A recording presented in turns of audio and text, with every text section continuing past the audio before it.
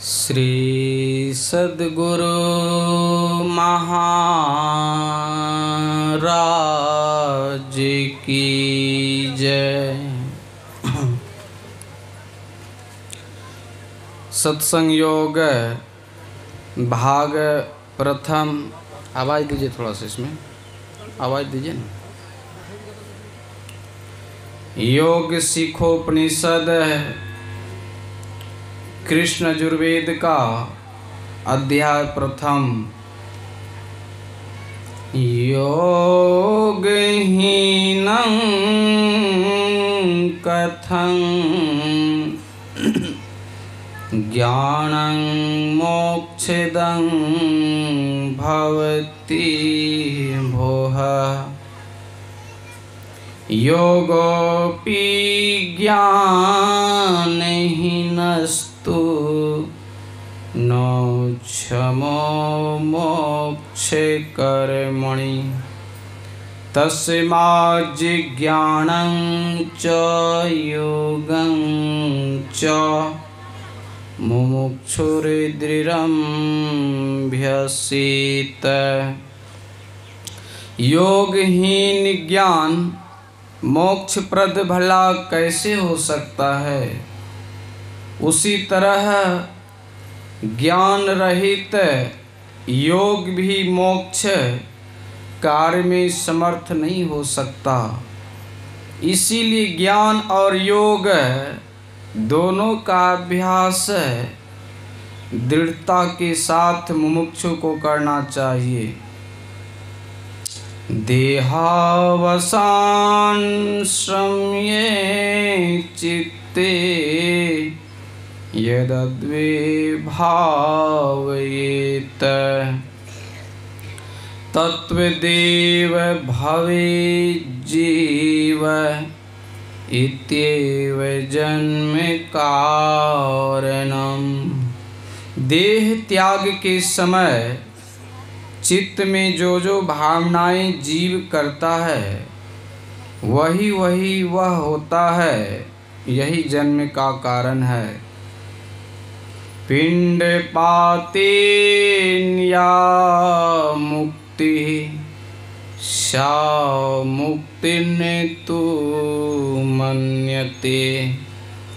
देहे ब्रह्मत्व मायाति जलानां संधवं यथा। अनन्यतां यदा याति तदा मुक्तः स उच्यते। मरने पर जो मुक्ति होती है वह मुक्ति नहीं है। मुक्ति वह है जबकि जीव ब्रह्मत्व को प्राप्त कर लेता है। जैसे नमक समुद्र में घुलकर एक हो जाता है, इस तरह जब जीव उससे अन्न नहीं रह जाता तब मुक्ति होती है। बिंदुनाद महालिंगम शिव शक्ति निकेतनम। देहं शिवाल्यं प्रोक्तं सिद्धिदं सर्वदेहिनां। बिंदुनाद महालिंग है और शिव शक्ति का घर है। इस देह को शिवालय कहते हैं। सभी प्राणियों को इसमें सिद्धि मिलती है। नादेरूपं भूर्भुवोर्मध्ये मनसो मंडलं विदुः। नाद रूप मन का मंडल भौहों के बीच में है, यह ज्ञानियों ने कहा है।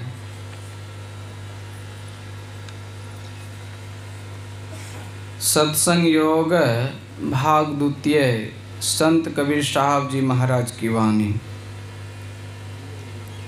अवधू भूले को घर लावे सोजन हमको भावै, सोजन हमको भावै। घर में जोग भोग घर ही में, घर तजीवन नहीं जावै। वन के गए कल्पना उपजै, तब धाम कहाँ समावै, तब धाम कहाँ समावै। घर में जुक्ति मुक्ति घर ही में, जो गुरु अलख लखावै। सहज सुन मेरा है समाना, सहज सुन मेरा है समाना। सहज समाधि लगावै, सहज समाधि लगावै। उन्मुनि रहे ब्रह्म को चिन्है, परम तत्व को ध्यावै। सूरत निरत सौ मिला करके, अनहद नाद बजावै, अनहद नाद बजावै। घर में बसत वस्तु भी घर है, घर ही वस्तु मिलावै। कहे कबीर सुनो हो अवधू, ज्यों का त्यों ठहरावै, ज्यों का त्यों ठहरावै। अवधू भूले को घर लावै। सत्संग योग भाग द्वितीय से ही संत गुरु नानक देव जी महाराज की वाणी। जोग न खिंथा जोग न दंड, जोग न भस्म चढ़ाइए। जोग न मुंदे मोड़ी मुड़ाइए, जोग न सिंगी वाइए। अंजन माहि निरंजन रहिए, जोग जुगति इव पाइए। गलि जोग न होई, गलि जोग न होई।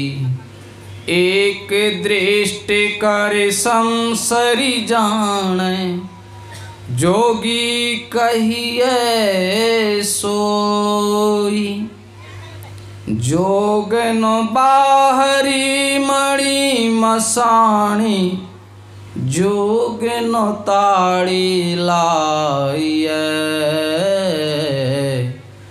जोग न ताड़ी लाइए।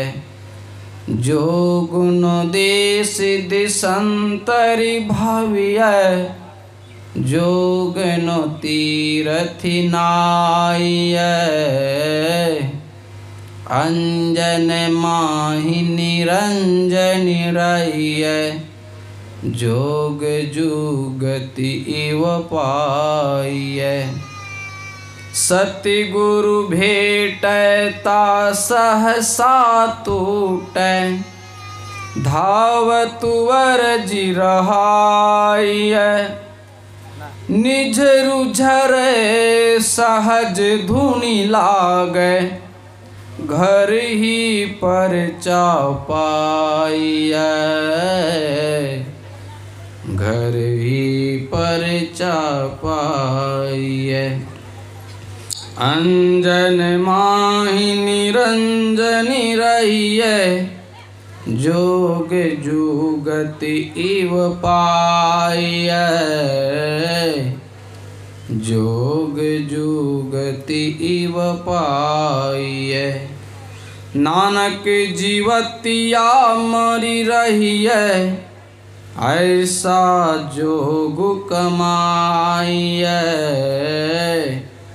बाजै बाजहु सिंगी बाजै, तौ निर्भव पदु पाइए। अंजन माहि निरंजनी रहिए, जोग जुगति इव पाइए, जोग जुगति इव पाइए। सत्संग योग भाग चतुर्थ। आराध्य देव गुरुदेव की वाणी। योग हृदय में वासना, तनवास है तो क्या, सत्य सरल युक्ति पासना, और पास है तो क्या, सद्गुरु कृपा की आसना, और आस है तो क्या, करता जो नित्य अभ्यास ना, विश्वास है तो क्या, अंतर में हो प्रकाश ना, बाहर प्रकाश क्या, अंतरनाद का उपासना, दीगर उपास क्या, पालन हो सदाचार ना, आचार में ही क्या, गुरु हरि चरण में प्रीत ना, रूखा विचार क्या, गुरु हरि चरण में प्रीत ना, रूखा विचार क्या, योग हृदय में वासना, तनवास है तो क्या। बोलिए प्रेम से श्री सद्गुरु महाराज की जय। श्री सद्गुरु महाराज की जय। मंगल मूर्ति सतगुरु मिलवैं सर्वाधार,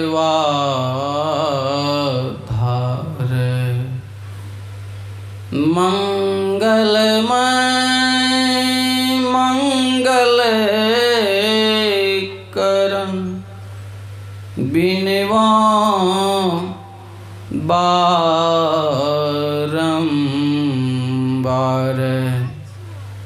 धन्य धन्य सतगुरु सुखदा, महिमा कहीं न जाए। जो कुछ कहूँ तुम्हारी कृपा मोते कछु न बसाए। जो कुछ कहूँ तुम्हारी कृपा मोते कछु न बसाए। बोलिए प्रेम से श्री सद्गुरु महाराज की जय। अव्यक्त रूप में विराजमान आराध्य देव गुरुदेव के श्री चरण कमलों में असंख्य बार दंडवत नमन। अपने निवास में विराजमान पूज्य स्वामी गुरुनंदन जी महाराज की श्री चरण कमलों में कोटि कोटि बार नमन। मंच पर मंचासीन पूज्य बाबा के श्री चरणों में कोटि कोटि बार नमन। मंच पर मंचासीन सम्मानीय साधु समाज के श्री चरणों में बारंबार नमन। आए हुए सत्संग प्रेमियों, परम आदरणीय सत्संग प्रेमियों, सज्जन वृंद, माताओं एवं धर्मशिला बहनों को भी मेरा बारंबार नमन। देखिए, आप लोग हैं थोड़े कम ही में संख्या में, लेकिन एक भी शांत नहीं है। पूरा विचलित बना के रखे हैं आप लोग। कोई शांत माहौल में नहीं, लगता ही नहीं है कि आप लोग सत्संग में आए हैं। आप लोग बिल्कुल सावधान हो जाइए। आप सबों को पता है, हजारों बार सुने होंगे सभी साधु महात्माओं के मुखारविंद से कि माँ सबरी नवो भक्ति में पूर्ण थी। भगवान उनको सलाह या आज्ञा देने की कोई ज़रूरत नहीं थी भगवान राम को, लेकिन उनको माध्यम बनाए। काहे भावनी स्त्री सबरी सावधान होकर सुनो, जो कि नवो भक्ति में पूर्ण थी। तब कहा है भगवान राम माँ सबरी से, वो कही है कि हे सबरी सावधान होकर सुन। हम लोग एक भी भक्ति में आगे हैं। भगवान राम क्या कहे हैं कि जो नवो भक्ति में से एक भी भक्ति में पूर्ण हो वह मुझे अतिशय प्यारा है। अब भगवान माँ सबरी नवो भक्ति में पूर्ण थी तो 9 बार अतिशय प्यारा हुआ ना। हम लोग एक भी भक्ति में प्यारा हैं, पारंगत हैं नहीं हैं, लेकिन फिर भी हम लोग हलचल बना के रखे हैं। यही सबसे बड़ी समस्या है। आए हैं घर द्वार छोड़ करके, काम धंधा छोड़ करके, तो सावधान होकर सुनिए। गोस्वामी तुलसीदास जी लिखते हैं रामायण में कि सुनी समुझहि जन मुदित मन, मज्जहि अति अनुराग, लहहि चारि फल अछत तनु, साधु समाजु प्रयाग। कहते हैं जो सत्संग में जो आते हैं, आनंद मन से केवल सुनते हैं और सुनकर जो समझते हैं। देखिए, माता को बोल रहे हैं हम, कुछ भी नहीं उसको फर्क पड़ रहे हैं। जो आनंद मन से सुनते हैं और सुनकर जो समझते हैं और समझकर जो करते हैं, केवल सुनने का फल उनको 4 फलों की प्राप्ति होती है, जिनके लिए हम लोग दिन रात सुबह से शाम तक एड़ी चोटी करते रहते हैं। पहले आपको वही मिलेगा। क्या? अर्थ के ही लिए हम ना बहुत ढेर सारे आदमी कुकर्म भी करते हैं, अर्थ के लिए नीच से नीच काम भी कर डालते हैं। तो आपके जीवन में अगर आप सुनते हैं खुशी मन से, आनंद मन से, तो आपके जीवन में पहले आपको परमात्मा अर्थ ही देंगे कि जिसके लिए तुम दिन रात मरते हो, एड़ी चोटी करते हो, मैंने पहले तुमको वही देता हूँ, तुम ताकि खुश रहो उनसे। अर्थ तुमको हो जाएगा तब तुमको धर्म करने में मन लगेगा।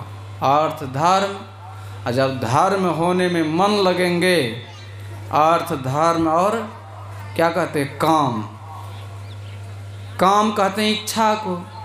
घर चाहिए, मकान चाहिए, दुकान चाहिए, पुत्र नहीं है पुत्र चाहिए, पुत्री जिनको नहीं, पुत्री के लिए भी दिन रात रोते हैं, वो चाहिए, सब कुछ चाहिए। मेरा बेटा को नौकरी नहीं है, नौकरी लग जाए, ये चाहिए वो चाहिए, बहुत आडंबर मन में विषय वासना बना कर रखते हैं, वो भी आपका संपन्न हो जाएंगे। और उतना ही नहीं कहा जो आनंद मन से सुनेंगे वो उसको स्व शरीर रहते हुए मोक्ष की भी प्राप्ति हो जाएगी। आप लोग आए हैं सत्संग में सत्संग सुनने के लिए, दुख भंजन के लिए, ना कि मनोरंजन के लिए नहीं। ये संत मत का सत्संग मनोरंजन के लिए नहीं है, दुख भंजन के लिए है। और दुख भंजन कैसे होगा? सत्संग को सुनिएगा आनंद मन से तब ना, सुनेंगे नहीं तो समझेंगे क्या, और समझेंगे नहीं तो करेंगे क्या। करने का महत्व है। सर्वप्रथम सुनिए, आनंद मन से सुनिए। भरत जैसा भाई भगवान राम को कहता है, भरत जैसा भाई ना तो पहले धर्मात्मा हुआ है, न होने वाला है उसका जैसे धर्मात्मा। उनके जैसा धर्मात्मा महात्मा न होने वाला है, न होगा, न हुआ है। वैसे भाई को जब जब भगवान राम से विनय किए हैं कि हे भाई आप हमको संत असंत के बारे में बताइए, तो भगवान राम क्या कहते हैं, मैं थोड़े से शब्दों में कहूँगा, सावधान होकर सुनो, सावधान होकर सुनो।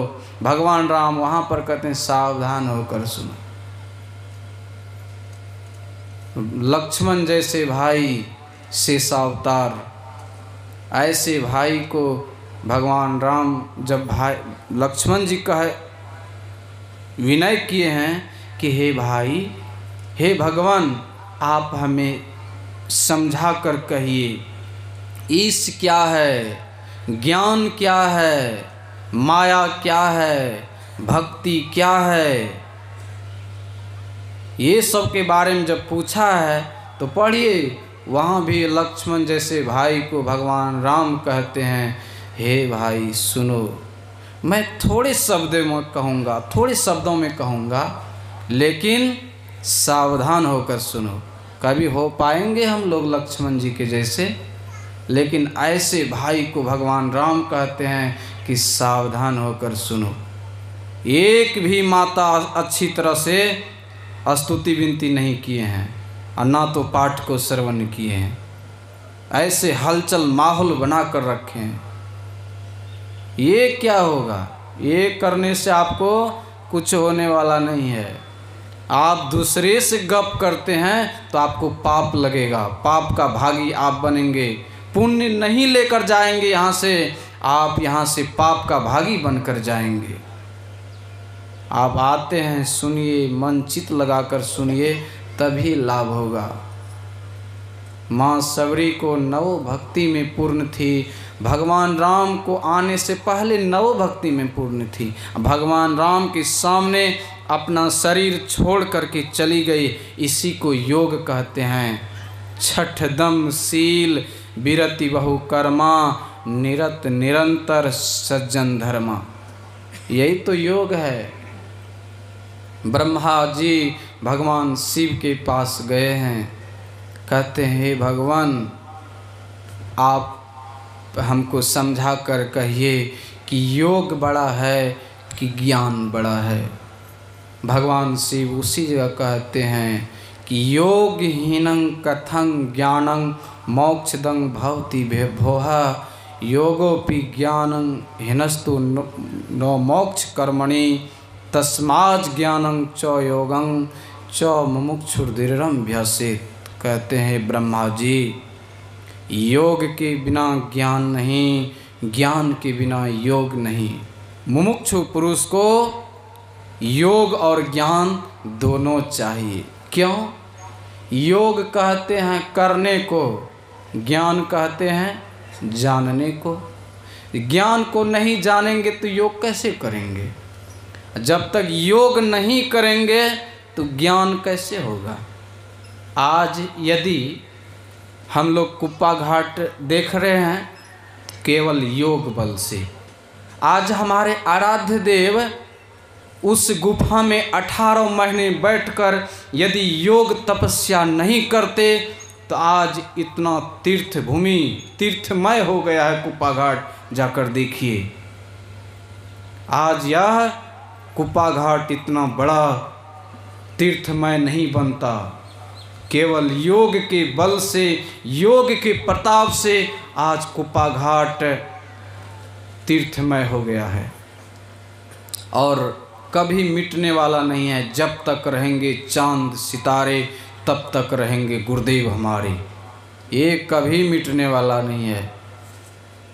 आराध्य देव जब अपने घर में थे वहीं से योग प्रारंभ किए, अपने दरवाजे पर योग प्रारंभ किए। फिर वो जो है बखारी जो कहते हैं धान रखने का, गेहूं रखने का, उसमें योग किए। वहाँ नहीं हुआ, सिकलीगढ़ धड़ारा के बगल में अभी 7 मंजिला 7 स्टेप जो बन गया है कुआं, वहाँ बैठकर ध्यान किए। योग करते करते अपने शरीर को पीला बना लिए, पीला कर लिए, मेढक के जैसा हो गए।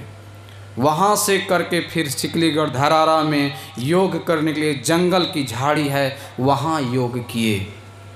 वहाँ से फिर आकर शमशान घाट मनिहारी में वहाँ योग प्रारंभ किया 1936 ईस्वी से, जो कि दृष्टि योग की प्राप्ति अर्थात प्रकाश की प्राप्ति आराध्य देव को मनिहारी में हो चुके हैं।